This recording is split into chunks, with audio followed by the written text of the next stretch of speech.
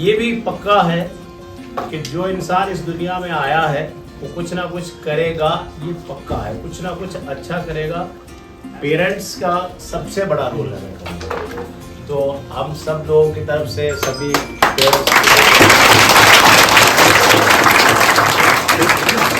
चाहे जो बच्चे हमारे आगे आने वाले बैठे हैं उनको भी यही कह रहा हूँ कि मेहनत का कोई शॉर्टकट नहीं है। मेहनत से बगैर कुछ भी नहीं हो सकता। आप मेहनत नहीं करेंगे तो टीचर भी कुछ नहीं कर सकते और पेरेंट्स भी कुछ नहीं कर सकते। तो ये नहीं है कि विद्यापीठ में अगर बच्चा कोचिंग लेने आया तो विद्यापीठ का ही क्रेडिट है, ऐसा नहीं है। और मैं ये समझता हूँ कि विद्यापीठ एक प्लेटफॉर्म प्रोवाइड कर सकता है। हम डायरेक्शन दे सकते हैं, गाइडेंस दे सकते हैं कि बच्चे को घर में अगर पेरेंट्स थोड़ा व्यस्त है तो शायद उसका आधा टाइम कहीं और डाइवर्ट हो गया, वो आधा टाइम हो सकता है वो कहीं किसी के साथ सोशल मीडिया या किसी भी तरह से, और उससे क्या हो रहा है कि हमारी जो बच्चों के साथ की इमोशनल कनेक्टिविटी है वो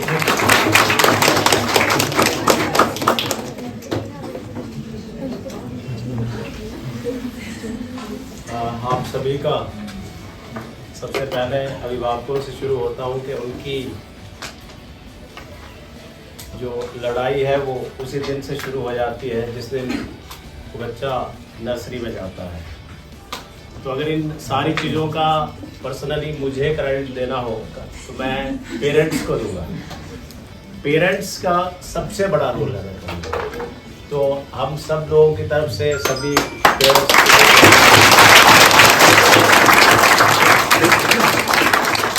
मैं ऐसा क्यों कह रहा हूँ, हमारे पहले जो पाठ है वो घर से शुरू होता है और अगर उस पाठ के अध्याय सही ना रहे हों तो पीढ़ी दर पीढ़ी जो वो बच्चे पेरेंट्स से लेजेसी आगे कैरी करते हैं शायद वो शुरू में ही ब्लॉक हो जाएगा।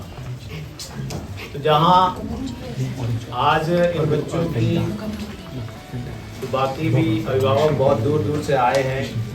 गुप्ता जी को मेरी बात हुई तो कुल्लू से बोला आना है तो कहते नहीं आएंगे, क्यों आएंगे। तो बेटी अर्चना, इसका भी बड़ा स्ट्रगल रहा, हेल्थ वाइज भी स्ट्रगल रहा।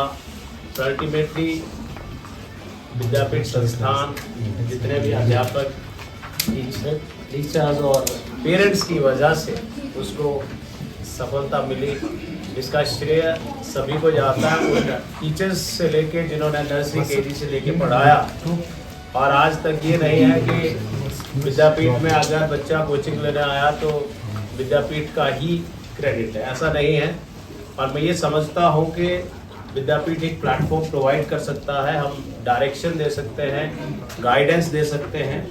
और इसमें भी मैं एक चीज़ से श्योरिटी करना चाहता हूँ, जो बच्चे नहीं भी कर पाए उनके लिए भी, और जो कर पाए, कि ऐसा कोई पार्शियलिटी वाली बात नहीं है कि जब एक टीचर कुछ डिलीवर करता है तो कुछ बच्चों तक वो बात पहुँचती है, कुछ तक नहीं पहुँचती है। पहुँचती सब तक है, बस सिर्फ इतना फ़र्क है कि किसने दिल और दिमाग के ताले खुले रखे हैं, वो उस चीज़ को रिसीव करता है और उसको अप्लाई भी करता है।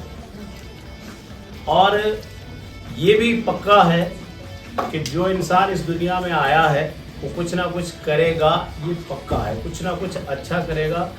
ऐसा भी नहीं है कि अगर नीट और जेईई नहीं हुआ तो दुनिया ख़त्म हो जाएगी। मैं तो ये समझता हूँ कि उससे अच्छे अच्छे ऑप्शंस भी हैं। पर अगर आपका सपना इस तरह का संजोए हुए है कि नहीं जी बनना ही डॉक्टर है, बनना ही इंजीनियर है, तो इससे बेहतरीन ऑप्शन कुछ नहीं हो सकता। और मुझे जहाँ तक इतने सालों से एक्सपीरियंस हुआ कि क्यों बच्चा साइंस में आता है, ना कि सिर्फ मेडिकल और इंजीनियरिंग की पढ़ाई के लिए, बल्कि साइंस एक ऐसी फील्ड है जिसमें 12वीं के बाद उसकी डायरेक्शन तय हो जाती है कि उसने जाना कहाँ है। हमें पता है कि लोग IAS करते हैं, HS करते हैं, CA करते हैं, इतने टफ एग्ज़ाम क्वालिफाई करते हैं। तो फिर नीट जेईई में ऐसा क्या है? सिर्फ मुझे जो डिफरेंस लगता है वो ये है कि इसका फल जल्दी मिलता है, पर उस जल्दी के चक्कर में आपको इतने गुना ज़्यादा मेहनत करनी पड़ेगी जितने वो IAS के लिए तो पहले ग्रेजुएशन करते हैं, तब तक तो शायद आंखें खुल जाती हैं। इस टाइम बच्चा बिल्कुल इमेच्योर होता है, तो कुछ वो घर से कुछ सीखता है और कुछ टीचरों से सीखता है। तो जहाँ तक सामने जितने भी लोग आज अच्छा परफॉर्म कर पाए हैं, उनकी वो नर्सरी केजी से लेके आज तक का सफ़र, मुझे नहीं लगता कि मेहनत के बगैर कुछ भी पॉसिबल है। चाहे जो बच्चे हमारे आगे आने वाले बैठे हैं, उनको भी यही कह रहा हूँ कि मेहनत का कोई शॉर्टकट नहीं है, मेहनत से बगैर कुछ भी नहीं हो सकता। आप मेहनत नहीं करेंगे तो टीचर भी कुछ नहीं कर सकते और पेरेंट्स भी कुछ नहीं कर सकता। जहाँ तक आज के परिप्रेक्ष्य में देखा जाए, आज कुछ परिस्थितियाँ इस तरह से बदली हैं, मैं तो कहूँगा कि कोविड के बाद शायद ये बदलाव आया है कि पेरेंट्स जितना बच्चों के साथ कनेक्टिविटी पहले रखते थे, या मैं कहूँगा कि हमारा वक्त था, थोड़ा सा अब फ़र्क आया है। चाहे वो मैं कहूँ कि इमोशनली फ़र्क आया है और बहुत सी चीज़ें ऐसी हो गई कि बच्चे को घर में अगर पेरेंट्स थोड़ा व्यस्त है तो शायद उसका आधा टाइम कहीं और डाइवर्ट हो गया, वो आधा टाइम हो सकता है वो कहीं किसी के साथ सोशल मीडिया या किसी भी तरह से, और उससे क्या हो रहा है कि हमारी जो बच्चों के साथ की इमोशनल कनेक्टिविटी है वो घट रही है।